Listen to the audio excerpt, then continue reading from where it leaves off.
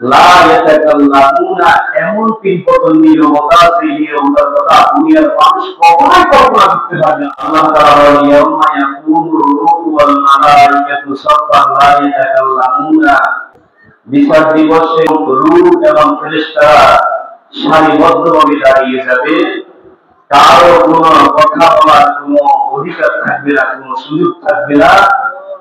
লা ইয়াতাকাল্লামুনা ইল্লা মান আযিন, একমাত্র আল্লাহ যাকে চাইবে সে কথা বলার সুযোগ পাবে। সুবহানাল্লাহ বলেন।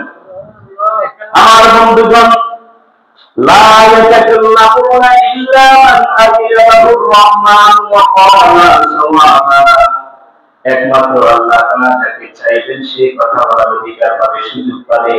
আর সর্বপ্রথম আল্লাহ তাআলার পক্ষ থেকে কথা বলার সুযোগ, শাফাআতের সুযোগ পাবে মুহাম্মদুর রাসূলুল্লাহ সাল্লাল্লাহু আলাইহি ওয়াসাল্লাম। সর্বপ্রথম এই সৌভাগ্য অর্জন করবেন আমাদের নবী, প্রিয় নবী মুহাম্মদুর রাসূলুল্লাহ সাল্লাল্লাহু আলাইহি ওয়াসাল্লাম, যেটাকে শাফাআতে কুবরা বলে, সবচেয়ে বড় শাফাআত।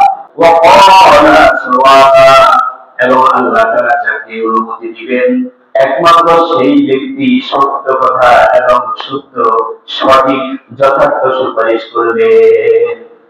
এমন নয় আমার ভাইয়েরা, আল্লাহ অনুমতি দিয়েছেন যে তার জন্য সুপারিশ করবে, বিষয়টা এরকম না।